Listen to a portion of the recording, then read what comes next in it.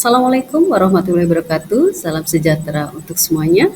Perkenalkan, kami dari kelompok 2, Fasilitator Pembelajaran Digital. Pada kesempatan ini, kami akan mempresentasikan mengenai menyebarkan pemahaman dan pengalaman penerapan budaya positif. Adapun konsep utama modul budaya positif ini terdiri dari 8 bagian. Bagian pertama adalah tentang penilaian paradigma belajar. Yang kedua adalah tentang disiplin positif. Ketiga, tentang nilai-nilai kebajikan. Dan yang keempat adalah tentang kebutuhan dasar manusia. Sementara yang kelima adalah tentang motivasi perilaku manusia. Dan di posisi keenam adalah mengenai posisi kontrol guru. Ketujuh adalah tentang keyakinan kelas. Dan kedelapan adalah tentang segitiga restitusi. Pertama-tama kita akan membahas mengenai pembelajaran dengan paradigma baru. Apa sih pembelajaran dengan paradigma baru itu? Pembelajaran dengan paradigma baru merupakan pembelajaran yang dirancang berdasarkan prinsip pembelajaran berdiferensiasi, sehingga para peserta didik belajar sesuai kebutuhannya. Berdasarkan tahap perkembangan sesuai dari teori psikologi modern, yaitu untuk mewujudkan profil pelajar Pancasila. Menurut Dr. William Glasser, dalam kontrol teorinya, membahas mengenai miskonsepsi tentang teori kontrol. Posisi di sini diilusikan bahwa guru adalah mengontrol muridnya. Yang kedua, bahwa semua penguatan positif, efektif, dan bermanfaat. Sementara ilusi yang ketiga yaitu bahwa kritik dan membuat rasa bersalah mampu menguatkan karakter. Yang keempat di sini diilusikan bahwa orang dewasa berhak untuk memaksa.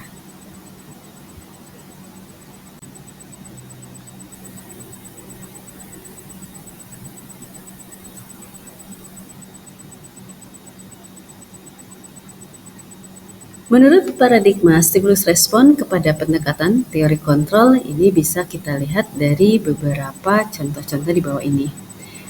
Menurut stimulus respon, di sini dikatakan bahwa realitas atau kebutuhan kita adalah sama. Sementara menurut teori kontrol di sini realitas atau kebutuhan bisa berbeda. Yang kedua, kalau menurut stimulus respon, semua orang melihat hal yang sama. Tapi menurut teori kontrol, setiap orang memiliki gambaran yang berbeda. Yang ketiga di sini, menurut stimulus respon, kita mencoba mengubah orang agar berpandangan sama dengan kita. Sementara menurut teori kontrol, kita berusaha memahami pandangan orang lain tentang dunia. Yang keempat di sini adalah tentang perilaku buluk dilihat sebagai suatu kesalahan. Sementara menurut teori kontrol, semua perilaku memiliki tujuan. Yang kelima di sini menurut stimulus respon, orang lain bisa mengontrol saya. Sementara menurut teori kontrol, hanya Anda yang bisa mengontrol diri Anda. Dan yang keenam di sini menurut stimulus respon, saya bisa mengontrol orang lain, tetapi menurut teori kontrol, Anda tidak bisa mengontrol orang lain. Selanjutnya di sini tentang pemaksaan. Kalau di stimulus respon bahwa pemaksaan ada pada saat bujukan gagal. Sementara menurut teori kontrol, kolaborasi dan konsensus menciptakan pilihan-pilihan baru. Dan yang terakhir adalah model berpikir dalam stimulus respon adalah model berpikir menang kalah. Sementara menurut teori kontrol, model berpikirnya adalah menang-menang. Budaya positif yang kedua adalah tentang disiplin positif. Apa itu disiplin? Disiplin ini berdasarkan dari kata disiplina, yang artinya belajar. Disiplin mengacu pada disiplin diri, yang memiliki tanggung jawab terhadap apa yang dilakukannya berdasarkan nilai-nilai yang diyakini. Sementara itu, disiplin positif merupakan salah satu cara penerapan disiplin yang bertujuan untuk menumbuhkan kesadaran serta memberdayakan peserta didik tanpa imbalan penghargaan ataupun reward, ancaman ataupun hukuman. Nah, sebagai pendidik, tujuan kita adalah menciptakan peserta didik yang memiliki disiplin sehingga mereka berperilaku mengacu kepada nilai-nilai kebajikan universal yang memiliki motivasi intrinsik dalam perubahan perilaku ke arah yang lebih baik. Pembahasan yang ketiga mengenai budaya positif adalah mengenai nilai-nilai kebajikan. Apa itu nilai-nilai kebajikan? Nilai-nilai kebajikan adalah nilai yang disepakati bersama, lepas dari suku bangsa, agama, bahasa, maupun latar belakangnya. Contoh nilai kebajikan menurut institusi atau organisasi ini kita ambil 3 contoh. Yang pertama adalah mengenai profil pelajar Pancasila. Di profil pelajar Pancasila, di sini ditekankan nilai kebajikan yaitu kepada beriman dan bertakwa pada Tuhan Yang Maha Esa, berakhlak mulia, berkebinekaan global, gotong royong, mandiri, kreatif, dan bernalar Kristus. Sementara itu, organisasi yang kedua adalah menurut IBO Primary Years Program atau disebut dengan VYF, yaitu adalah tentang toleransi, rasa hormat, integritas, mandiri, menghargai, antusias, empati, keingintahuan, kreativitas, kerjasama, percaya diri, dan komitmen. Sementara yang ketiga adalah tentang keterampilan hidup ataupun life skill. Apa saja di sini yang dibahas yaitu tentang dapat dipercaya, lulus hati, pandangan yang aktif, tidak merendahkan orang lain, dan juga memberikan yang terbaik dari diri. Selanjutnya kita akan membahas mengenai kebutuhan dasar manusia. Kebutuhan dasar manusia adalah segala sesuatu yang kita lakukan untuk mendapatkan apa yang kita inginkan. Setiap tindakan yang kita lakukan, sekecil apapun itu, memiliki tujuan tertentu, yaitu untuk memenuhi kebutuhan, baik fisik, emosional, maupun psikologis. Segala usaha terbaik yang kita lakukan dalam hidup kita, pada dasarnya tujuannya adalah untuk memenuhi kebutuhan tersebut, supaya dapat terpenuhi dengan seimbang dan bermakna. Berikutnya adalah 5 kebutuhan dasar manusia. Yang pertama adalah bertahan hidup. Ini mencakup hal-hal yang sangat penting, seperti makanan untuk memberi energi, pakaian untuk melindungi tubuh, serta tempat tinggal untuk perlindungan dari cuaca dan bahaya luar, serta keamanan yang memberi rasa aman, baik secara fisik maupun emosional. Setelah kebutuhan fisik dan rasa aman terpenuhi, manusia akan mencari kasih sayang dan perasaan diterima. Ini adalah kebutuhan untuk merasa diterima, dipedulikan, dan dihargai oleh orang lain. Kebutuhan dasar selanjutnya adalah penguasaan, yaitu keinginan untuk memiliki harga diri, merasa dianggap penting, dan diakui oleh orang lain.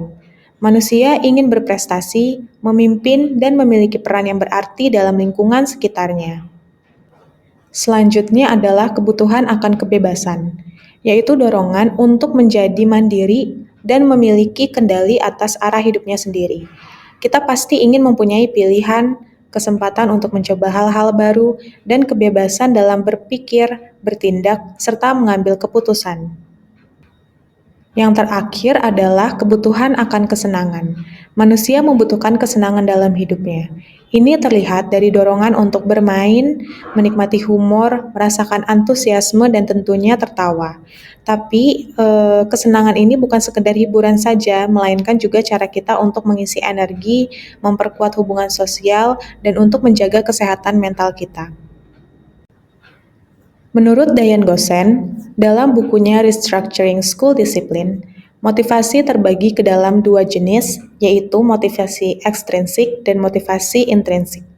Motivasi ekstrinsik adalah motivasi yang muncul dari luar diri, seperti keinginan untuk menghindari ketidaknyamanan atau hukuman, atau untuk mendapatkan imbalan dan penghargaan dari orang lain. Sementara motivasi intrinsik berasal dari dalam diri seseorang, yaitu dorongan untuk menjadi pribadi seperti yang mereka inginkan, serta untuk menghargai diri sendiri berdasarkan nilai-nilai yang mereka yakini. Dalam menangani perilaku peserta didik, penting bagi kita untuk membedakan antara hukuman, konsekuensi, dan restitusi. Hukuman biasanya bersifat tidak direncanakan atau tiba-tiba, dilakukan secara sepihak, dan seringkali tidak melibatkan peserta didik dalam prosesnya. Hukuman bisa bersifat fisik maupun psikis, dan tujuannya menekankan pada efek jera bukan untuk memberikan pelajaran. Sementara itu, konsekuensi bersifat direncana atau telah disepakati bersama, biasanya sudah tertuang dalam peraturan yang jelas. Meskipun peserta didik tidak merasa nyaman, proses ini lebih adil untuk dilakukan karena dengan pemantauan dan sikap yang konsisten dari guru. Sedangkan yang paling membangun adalah restitusi, yaitu sebuah proses kolaboratif yang bertujuan untuk membantu peserta didik memperbaiki kesalahan mereka sendiri. Restitusi bukan hanya menyelesaikan masalah, tapi juga mengajarkan tanggung jawab, empati, dan kemampuan untuk mencari solusi yang mencerminkan nilai-nilai yang mereka yakini. Dalam berinteraksi dengan peserta didik, guru dapat mengambil 5 posisi kontrol yang masing-masing memiliki dampak yang berbeda terhadap perilaku siswa maupun suasana kelas. Yang pertama adalah posisi sebagai penghukum, di mana guru menggunakan kekuasaan dan ancaman untuk mengendalikan perilaku peserta didik. Yang kedua adalah sebagai pembuat rasa bersalah. Di sini guru mengandalkan tekanan emosional seperti sindiran atau rasa kecewa untuk mempengaruhi siswanya. Ketiga adalah posisi guru sebagai teman, di mana guru berusaha untuk mengakrabkan diri atau mendekatkan diri, serta seringkali menghindari konfrontasi demi menjaga hukuman. Ini bisa membuat batas antara guru dengan peserta didik menjadi kabur. Yang keempat adalah guru sebagai pemantau, yakni guru yang konsisten mengawasi, menegakkan aturan, dan memberikan konsekuensi serta kesepakatan. Posisi ini lebih sehat karena menekankan tanggung jawab dan adanya struktur. Dan yang kelima adalah posisi kontrol guru sebagai manajer, yang mana merupakan posisi yang paling ideal. Guru sebagai manajer berfokus pada membangun tanggung jawab internal siswa, menciptakan lingkungan yang mendukung pembelajaran, serta melibatkan siswa dalam proses pemecahan masalah dan pengambilan keputusan. Selanjutnya, mari kita lihat bagaimana posisi kontrol guru dapat terlihat dalam situasi nyata. Misalnya ketika peserta didik tidak memakai atribut. Jika guru mengambil posisi sebagai penghukum, mungkin dia akan memberikan sanksi yang keras seperti hormat pada bendera selama 1 jam. Pendekatan ini menekankan ketakutan dan hubungan tanpa adanya membangun kesadaran pada siswa. Atau, jika guru mengambil posisi sebagai pembuat rasa bersalah, guru mungkin akan berkata, "Berapa kali ibu harus memberitahu, kamu selalu saja mengecewakan ibu." Di sini guru memanipulasi emosi siswa agar dia merasa bersalah, tetapi ini tetap tidak melibatkan adanya solusi. Baik, untuk selanjutnya kita lanjutkan untuk contoh penerapan 5 posisi kontrol guru, khususnya kasus peserta didik tidak memakai atribut sekolah. Karena yang namanya sekolah itu sudah tentukan hari-hari untuk memakai atribut yang telah ditentukan sesuai dengan aturan sekolah.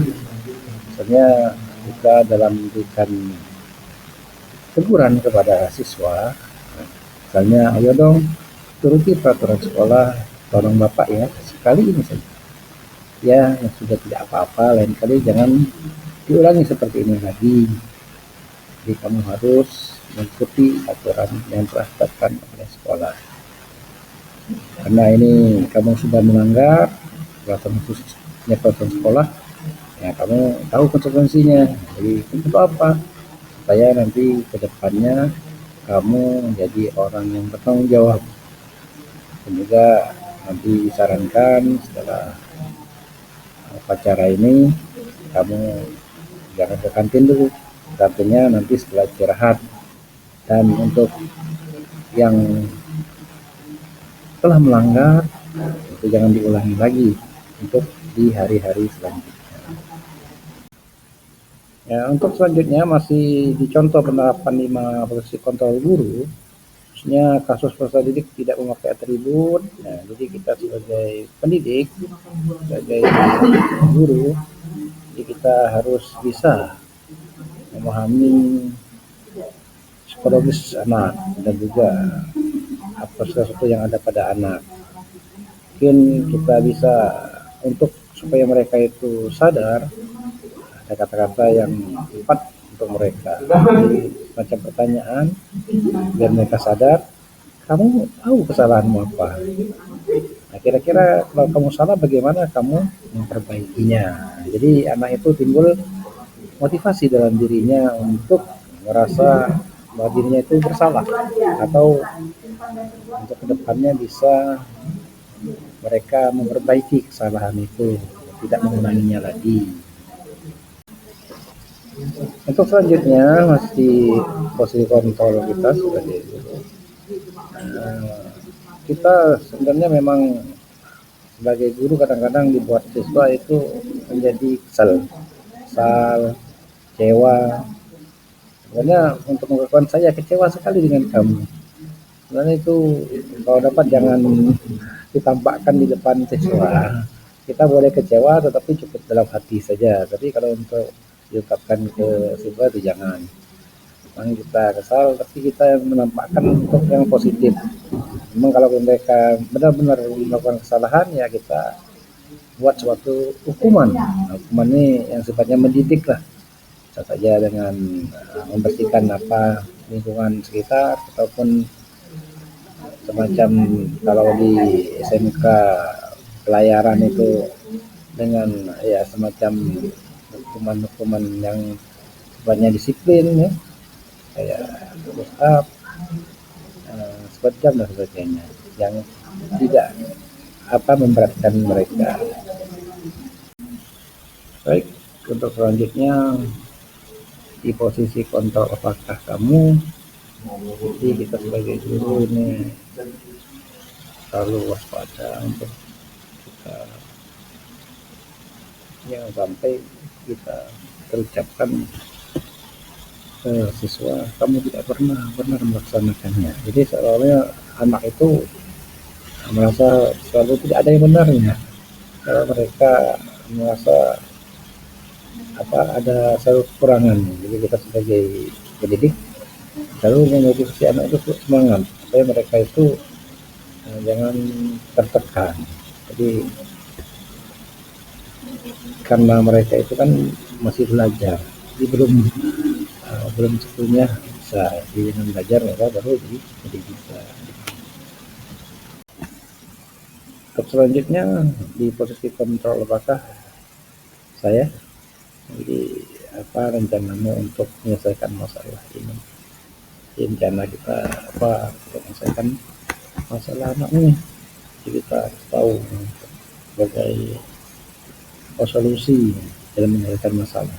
Jadi anak itu supaya terbuka, dia tidak terbebani untuk kedepannya sehingga dia belajar dengan plong, dengan semangat yang tinggi. Baik, untuk selanjutnya proses kontrol apakah kita atau bapak ibu, marilah kita terus melakukan yang terbaik. Ayolah kita lakukan untuk siswa-siswi kita supaya mereka menjadi siswa yang mandiri, yang bertanggung jawab dan menyesuaikan dengan segala zamannya. Baik, posisi kontrol apakah yang terakhir yaitu kamu tidak pernah mendapat nilai jika tidak mengerjakan tugas. Nah, dari 5 hal tersebut kita akan bahas lebih lanjut tentang keyakinan kelas. Keyakinan kelas itu apa? Kenapa keyakinan kelas bukan peraturan kelas? Kita akan bahas hal tersebut. Keyakinan kelas itu seperti ini. Guru berperan dalam mewujudkan terbentuknya keyakinan kelas. dengan adanya kesepakatan antara guru dan murid. Jadi dalam kelas itu harus ada kesepakatan antara guru dan murid. Dari kesepakatan itu akan memunculkan keyakinan. Keyakinan kelas berupa pernyataan universal yang mudah dipahami dan harus diterapkan di lingkungan sekolah. Jadi keyakinan kelas itu harus bersifat universal dan mudah dapat dipahami oleh semua orang dan harus diterapkan di lingkungan sekolah. Pembentukan keyakinan kelas itu seperti ini. Dia bersifat abstrak, berupa pernyataan universal, dibuat dalam pernyataan positif sesuai dengan kondisi kelas. Semua warga kelas dilibatkan saat membuat keyakinan kelas. Jadi, saat pembuatan keyakinan kelas tersebut, seluruh warga kelas itu dilibatkan, tidak ada yang tidak dilibatkan. Jadi sehingga hal tersebut bersifat universal dan bentuknya juga dalam pernyataan yang positif. Nah, hal selanjutnya yang akan kita bahas adalah segitiga restitusi. Segitiga restitusi ini adalah suatu proses dialog yang dijalankan guru atau orang tua agar dapat menghasilkan murid yang mandiri dan bertanggung jawab. Di sini bisa kita lihat bahwa segitiga distribusi itu di grafik berfungsi untuk memvalidasi tindakan yang salah, juga menanyakan keyakinan dan menstabilkan identitas. Tiga hal tersebut yang membentuk segitiga restitusi. Segitiga restitusi dalam penyelesaian masalah itu adalah seperti ini.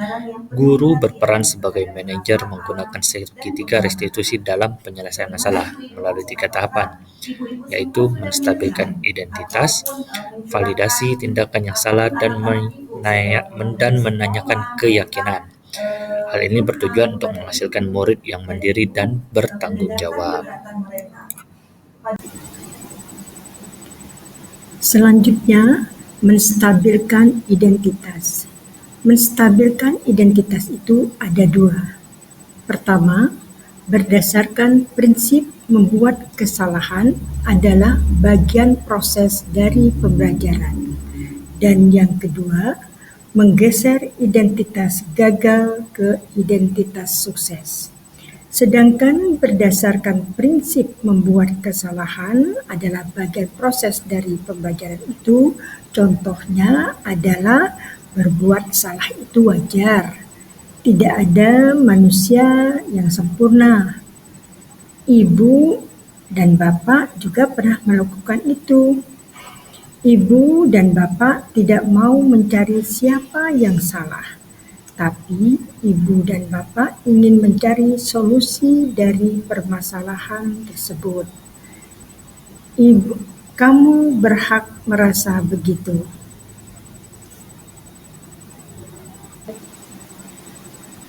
Validasi tindakan yang salah. 1. Berdasarkan prinsip setiap perilaku berupaya memenuhi suatu kebutuhan tertentu. Yang kedua, guru akan bergeser dari pemikiran stimulus respon menjadi proaktif. Yang ketiga, mengenali dan mengakui kebutuhan murid akan memperbaiki hubungan dengan murid.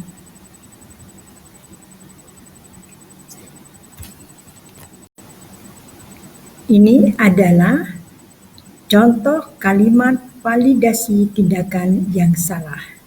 Di antaranya, kamu pasti punya alasan melakukan hal itu. 2. Padahal kamu bisa melakukan yang lebih buruk dari ini ya. 3. Kamu patut bangga karena telah melindungi sesuatu buatmu. Kemudian yang keempat, kamu melakukannya karena mempertahankan sesuatu yang penting bagimu.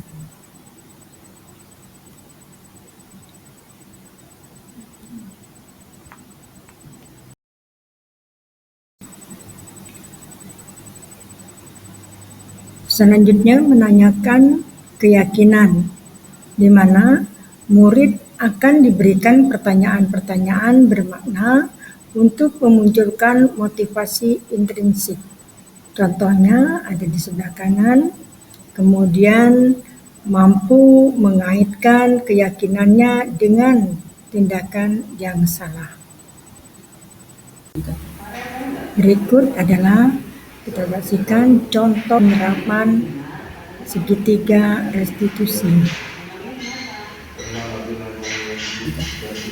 Berikut adalah kita saksikan contoh penerapan segitiga restitusi. Berikut adalah kita saksikan contoh penerapan segitiga restitusi. Berikut adalah kita saksikan contoh penerapan segitiga restitusi. Berikut adalah kita saksikan contoh penerapan segitiga restitusi. Berikut adalah kita saksikan contoh penerapan segitiga restitusi.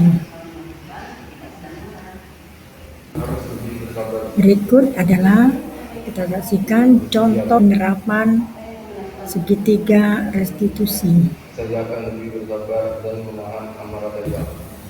Berikut adalah kita saksikan contoh penerapan segitiga restitusi. Berikut adalah kita saksikan contoh penerapan segitiga restitusi.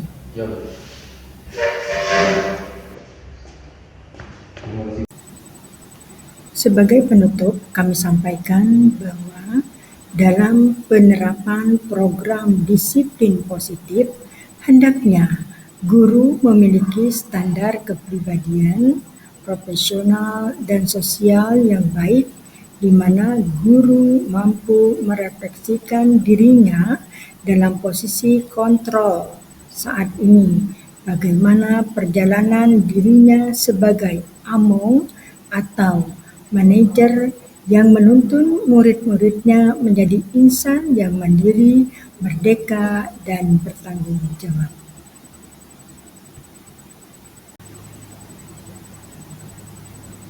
Terima kasih, salam dan bahagia dari kami kelompok 2. Jika Tuhan membeli buah, jangan dimakan sendirian. Jika ada hilaf dan salah, kami dari kelompok 2 mohon dimaafkan. Atas perhatian sekali lagi kami mengucapkan terima kasih, salam bahagia.